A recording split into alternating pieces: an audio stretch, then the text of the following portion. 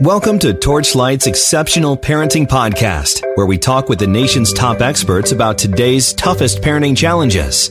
Whether you're concerned about your child's development, learning, behavior, or you just want to make family time more enjoyable, we share the practical solutions and tools that can help.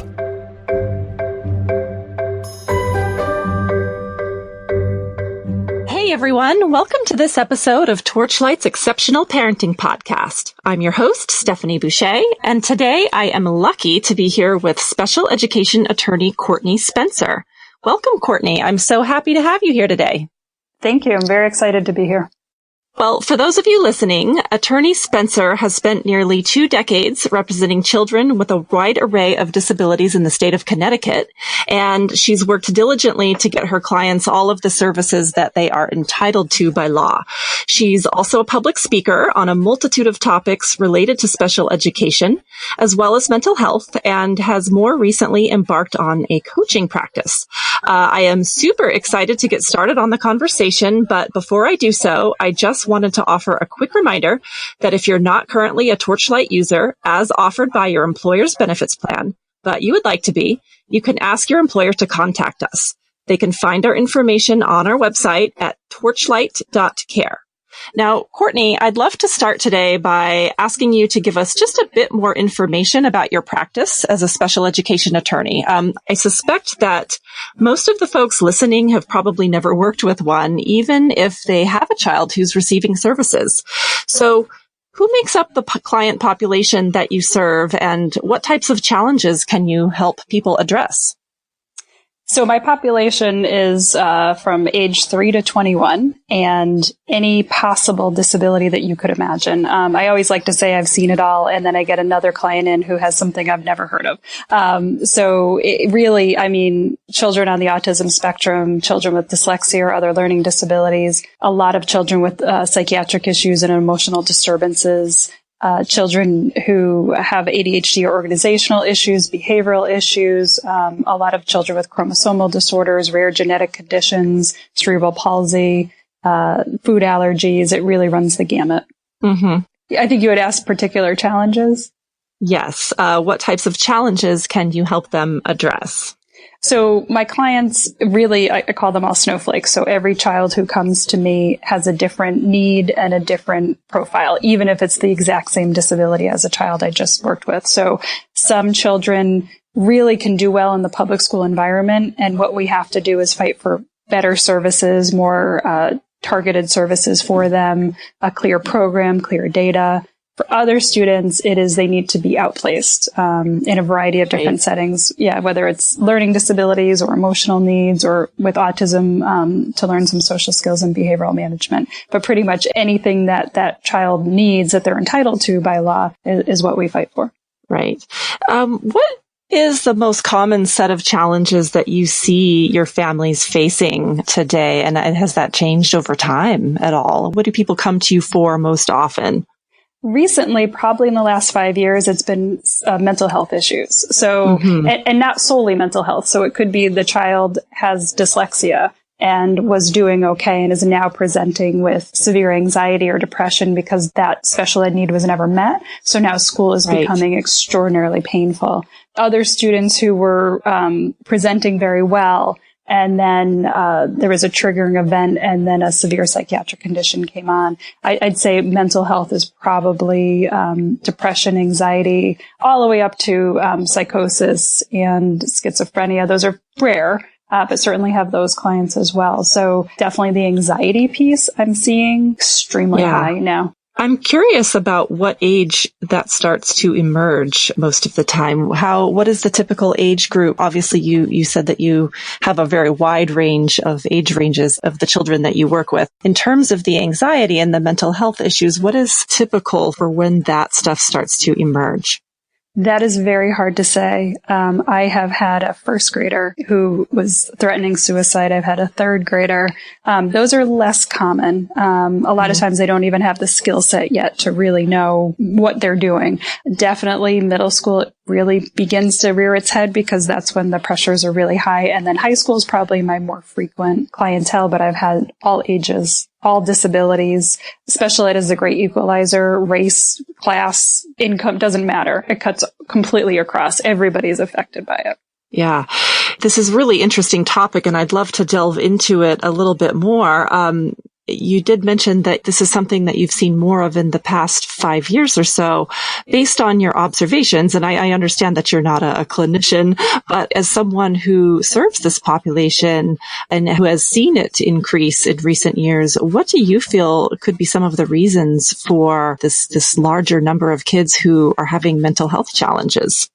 It's a very good question, and I've done a lot of research because I'm trying to find the answer myself. But what I see, so when the clients come into me, they're in pain, they're in crisis already, and I get to sort of review their past to see what caused it. There are underlying mental health issues, sure, but the triggers for most of my clients are the school environment. So it's just very painful for a lot of them to go to school. When they go to school, sometimes nothing's really happening. They're just under the radar. Sometimes they're targeted, they're bullied, they're ostracized. They try to get help. They're told no. They know they have learning issues and they need help, but the school's thinking of budgets and costs and not doing what they need. So as each year passes and as the gap between that student and everybody else gets bigger, the suffering continues on. And we really don't have the mental health supports in schools by far to help the children and to have an understanding of what they're going through. And certainly social media,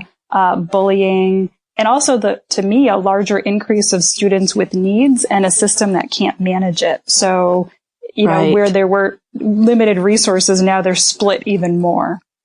And I tend to wonder if, because some of the other diagnoses are increasing also, autism, the CDC just recently came out with new numbers. I think it's 1 in 59 children now, as opposed to, 1 in 68 before. So that is also on the rise. You have other learning disabilities and developmental disabilities that are also on the rise. So I also tend to wonder if the mental health challenges that are coming up, could they be related to an underlying disability that sort of fell through the cracks? I would completely agree with some of my clients who come in. There is no genetic predisposition, but they are extraordinarily anxious. They don't want to leave the house. They don't want to go to the grocery store. They don't want to see their peers. And it's really because of years and years and years of being made to feel stupid, being made to feel less than. So yes, when I get a client who's clearly autistic and gets, diagnosed in the 12th grade, that's a problem. I don't know what's going on. I'm fighting for eligibility, and it's, if you have dyslexia, you have dyslexia. If you have autism, you have autism. It's not an argument we should be having. But again, limited resources means more no's. More no's leads to more children really at risk. I mean, suicide rates, especially in younger kids, are increasing rapidly. That's scary and dangerous. So it's not something that we can sort of say, oh, they're a little anxious, it's no big deal. Really bad things are happening because of this anxiety. A lot of my clients, thank God, have never taken their lives, but they've come very close by the time they come in to see me. And it's something that is extraordinarily difficult to walk around as an attorney knowing, and fighting these fights and not understanding how I even have to be hired to fight these fights, right? These are human beings. Right. I don't understand what's happening. Right. This is kind of an interesting aside. I recently spoke with a school guidance counselor who says that there's a growing buzz that the childhoods that children are living now may be contributing to anxiety and mental health pressures as well. They tend to think that some of the lack of freedom that kids have, some of the helicopter parenting, the fact that kids don't get to play outside so much anymore, that they're sort of not allowed to roam and have their independence, that this is something that could be it's sort of an unnatural phenomenon in terms of what our ancestors have done, and that this may in fact lead to different developmental changes in children as well. It's just completely a theory, but it was something I happened to think of as you were talking. Yes, and I've heard that theory too, and it's certainly, I think there are a lot of factors that go in, but that probably accounts for the rise in anxiety in general. But in my population, there's a clear correlation. It's a steps, like here was step 1, you could have done something. Yes. Here was step 2, you could have done something. But yes, absolutely. I think it comes down to a lack of connection. So if you're not if you're not outside playing with your friends, even if you're online playing with friends, but there's no connection, so then you begin to feel disconnected. I think that's true for adults and children. I think that's what's leading to a lot of the anxiety, is that lack of connection, that lack of feeling like you belong to a tribe, that there are people you can count on. And I think we are not teaching great social skills because there is so much isolation. And socializing on a computer is very different than socializing out in society. But for the types of things that I face, and I think when you get to the level of your anxiety getting to the suicidal place, there are so many factors that go into that. Yeah. Everything's always so layered. It is tricky to try to get to the bottom of all of this, but it is nonetheless important to look at this issue as the crisis that it is. What do you think schools can do to get a handle on this epidemic that we're facing? Number one, they have to acknowledge that it's happening, because that's not what's happening. There's still a lot of denial when I go into these PPTs, and no matter how much my client has tried to harm themselves or how many times they've been hospitalized, it's, oh, well, they're fine when they're here. Well, no, their being here is what's leading to that. So it's acknowledging there's a serious problem, and then the long answer is we have to revamp the entire educational system, because I don't think it's serving anybody right now. But the short answer would be more clinical staff in schools that are trained in trauma, because we have more students who are experiencing trauma. So it's a necessary need. And then having expectations. In special education, we expect if a child is dyslexic and they get services, that their reading will improve. We expect that if a child is on the autism spectrum and they get services, their social skills will improve.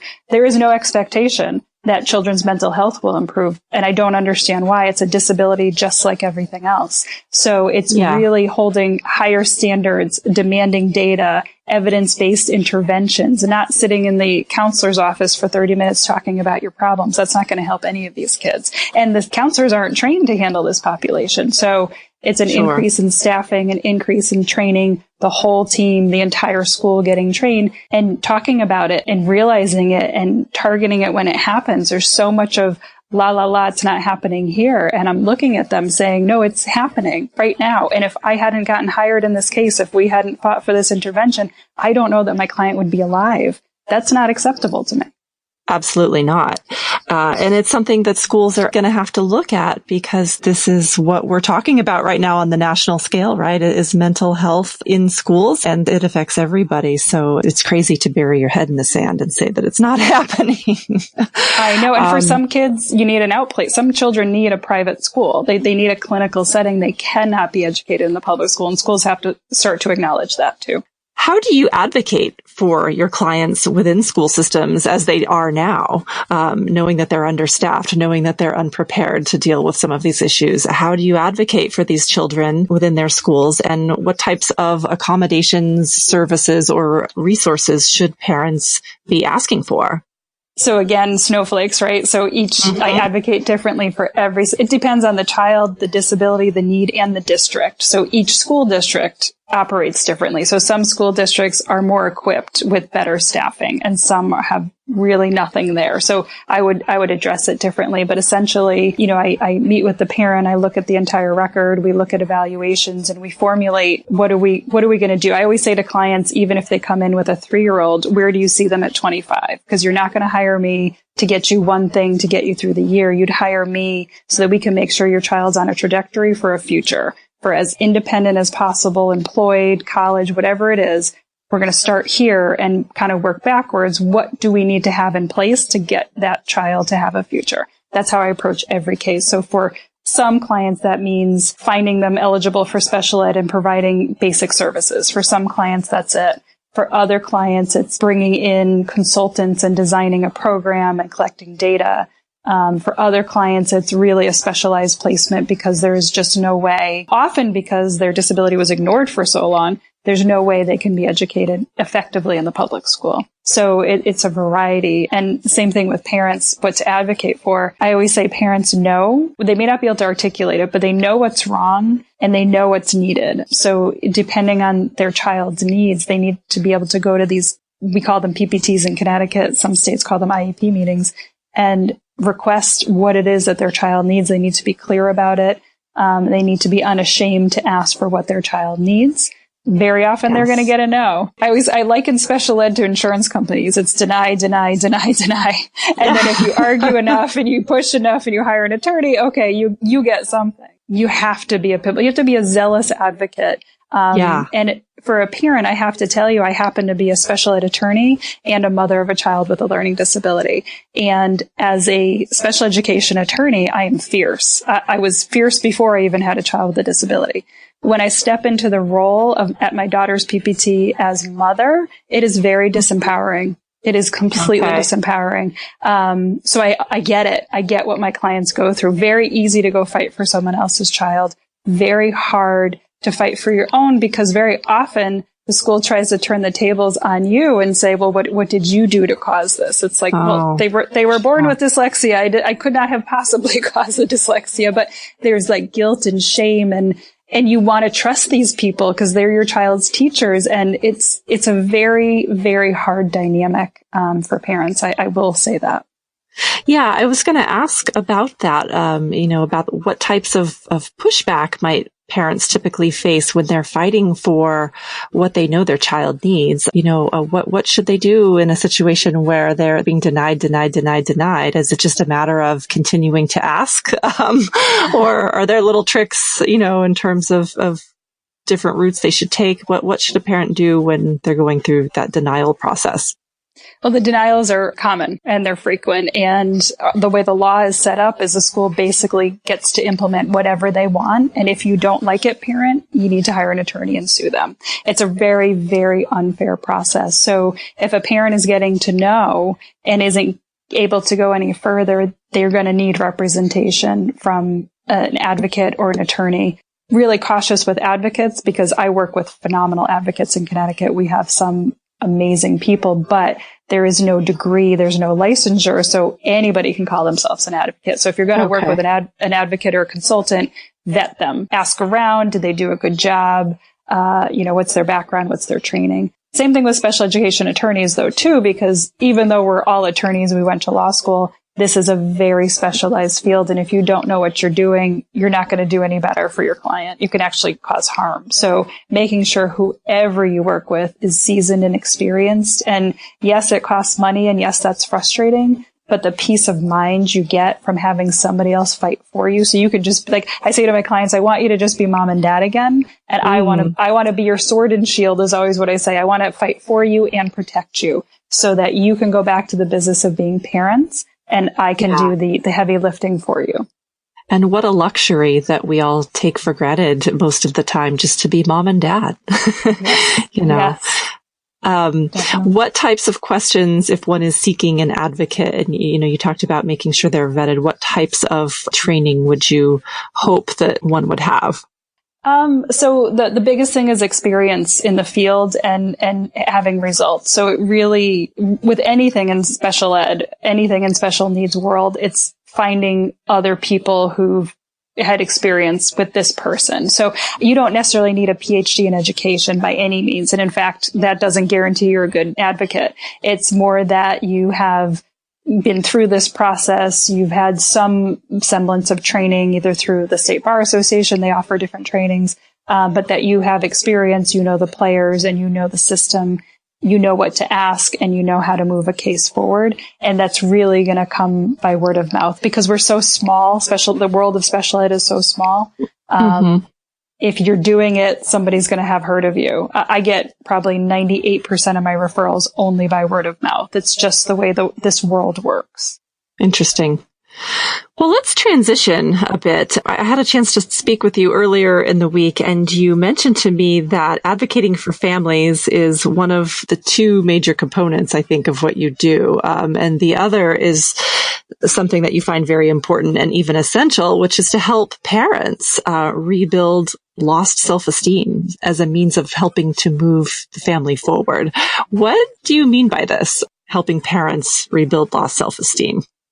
Well, when people come into my office, we always have tissues. They feel broken. They feel beat up. They feel bullied. They feel hopeless. So I mean, just imagine for a moment, you have this beautiful child and your beautiful child doesn't want to be here anymore. And so you're spending the night in a psychiatric hospital, and then you're going to an inpatient facility where your child is there with other people with severe psychiatric needs. This is your baby, right? So you're navigating insurance coverage, trying to get a doctor to see your child, trying to figure out what's going on. And then on top of that, you have to go to the school and fight with the school and try to get what you need from. So you're fighting with everybody, and nobody is there to support you. Everything is a no, right? Everything's got pushed back. So by the time you get to me, you know, you might be slightly paranoid, thinking, okay, is anybody going to help? Not paranoid, but you're going to be nervous. Are you going to help me? Am I just going to tell you my story and it's going to go nowhere? So I do feel that at least 50% of my job is to help them feel like they're putting themselves back together again, because there's a high rate of divorce in families who have children with special needs. You know, there's a lot of stress. There's other children. So I feel like I want to empower them. I validate them. The clients that I can. Certainly if a client came to me with an issue I couldn't validate, I wouldn't do that. But most people who come in to see me, I can validate for them. No, you're not crazy. Yes, you're absolutely right. I 100% agree with you, and I'm here for you, and I support them. And while their spouses may not want to talk about it anymore and their friends don't want to hear about it anymore, I do, right? So it's like, you know, and I'm a sounding board for them of, yes, you know, you can do this, and I empower them and strengthen them to go forward. And I find that to be as important, because if I just get the child what they need, that's great. That's wonderful. But these parents sort of have PTSD from dealing with the special ed process. You're one, you're one or two people in a room of up to 15 people telling you you're wrong, right? That's really, when you know you're right. Yeah. That's an extremely difficult position to be in for anyone. Absolutely. Yes. What things can parents do to go about increasing self-esteem that has been lost? What can they do to recover themselves? Sure. So one of the things that came out of my special ed work is I started speaking and coaching on the issue of anxiety and busyness, because I started to see this massive increase in my children that I represent. And then I started to kind of see it everywhere I went. In fact, if I tell people in a store, for example, that I speak on anxiety, in about 5 minutes, I have a life story and usually tears, because it's like relief. Oh, we can talk about this? Yes, you could talk about this. So it's the same kind of concept that I teach and I coach people on. Self-care and self-preservation would apply to parents of children with special needs. It's the same concepts of you must have self-care. Number one, it's that whole put your oxygen mask on first. And I can tell you, as a mama, we will always put the oxygen mask on our children. Without question, every single time. But our children will be breathing, but they won't have us. So we need to put our oxygen mask on first and then care for them. And that's going to look different for everybody. You and I had talked about, what does self-care look like? Well, for some people it's running. But if you told me I had to run, that would be awful self-care. That would be torture for me. So I think it's so unique. For some people, it's locking themselves in the bathroom and saying, I'm getting 10 minutes to myself. You can get a mani-pedi. It's really nurturing who you are, remembering who you were before all of this complicated fighting started happening. What were the things that nourished you? Being in nature, sitting in a coffee shop with a book, finding time to be not productive and not thinking, just recharging your batteries. Really taking care of yourself, steady bedtimes, exercise, yoga, meditation, wherever you can fit it in. They have 5-minute yoga meditation apps now, but making a commitment every single day to caring for yourself will help you and will build that strength back up. The biggest thing, honestly, and I tell this to all of my clients who come in and they're really in a distraught place, is find a tribe, find a support group. That's so important. Yes. Podcasts like this. Everything, anywhere where you can realize, okay, it's not just me, because it is not just you. If you're listening to this, I promise you, it is not just you. There are people going through exactly what you're going through, and you just need to connect to them and find a group that's positive, not the group that's like the end of the world doomsday, but a group that's positive, that can support you, that can help you find the resources in the community that will help and support you. Don't be afraid to ask for help. There's so much shame that goes on in the parenting a child with a disability, especially if there's mental health needs, because there's so much blame. We used to blame mothers for kids who were autistic. It was called cold mother syndrome or something ridiculous like that. Right. At least, yes, we moved very far from that, but we always blame the mother, right, for everything.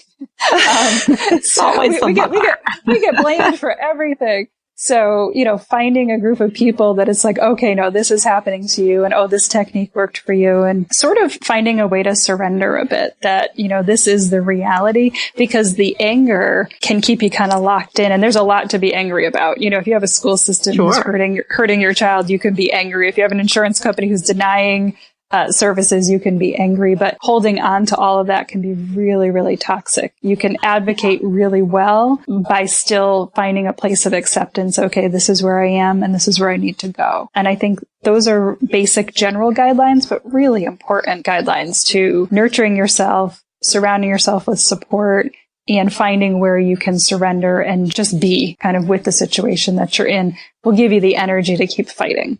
It's amazing, going back to self-care, when you become a very busy parent, particularly if you're a working parent, you really forget how to do those little things for yourself that you probably did your whole life before you became this person. Yes. And it's amazing how sometimes just the simplest little things can feel so good. That 10-minute walk around the block, where you're just in a state of quiet and you're listening to the birds, or you're looking at the trees, or you're even, like you said, just you've locked yourself in the closet or the bathroom for a few minutes and you just have that moment of peace. It's amazing how good something so small can feel. And I also agree with you completely on the importance of finding your tribe and finding support. We had talked earlier about how we live in a world that feels more isolated. Even though technology gives us the illusion of being connected to everyone, we don't get as much FaceTime with people as we used to. And we tend to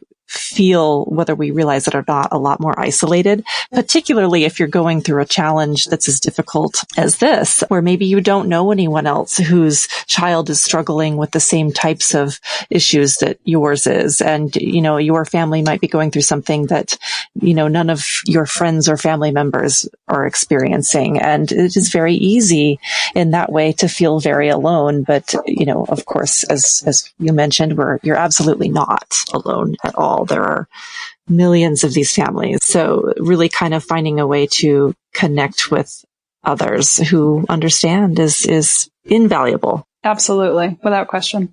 Well, thank you so much, Courtney, for being with us today. It's really been enlightening to hear your perspective, and I hope that we can have you back in some capacity in the future, because I know you have so much more to talk about. I'd love to hear more about your coaching. How can people find out more about you and what you do?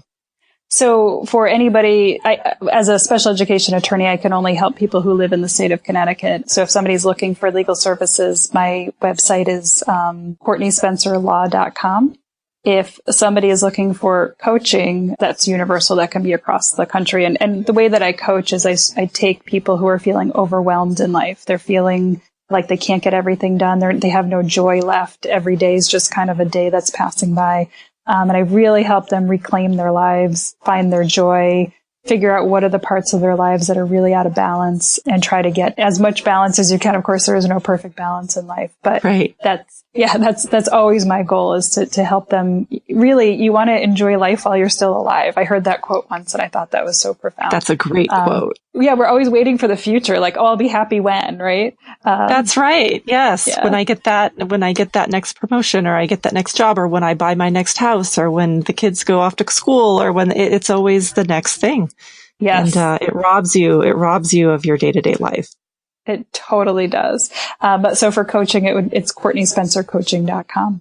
So I'm happy to come back to your show anytime. This has been great. I love providing people with any information that I can. I think that's our job. That's our duty. You help another person up. And especially when you're dealing with children with disabilities, because they're our most beautiful people, right? They're our gifts. Absolutely. They're our most special children. So absolutely any way that I can help. Fantastic. Well, thank you so much. If you'd like more information about the topics we covered here today, or if you'd like help finding a special education attorney in your area, you can log into the platform, check out the resources tab on your navigation bar, and check out the e-guide called Choosing a Special Needs Attorney. That is it for today. Thank you so much for listening, and we'll see you next time. Thanks for listening to Torchlight's Exceptional Parenting Podcast. Find this and other episodes on iTunes, Spreaker, and Podcast Go. If you're interested in bringing Torchlight Child or any of Torchlight's other caregiving products to your workplace, please contact info@torchlight.care. That's info@torchlight.care.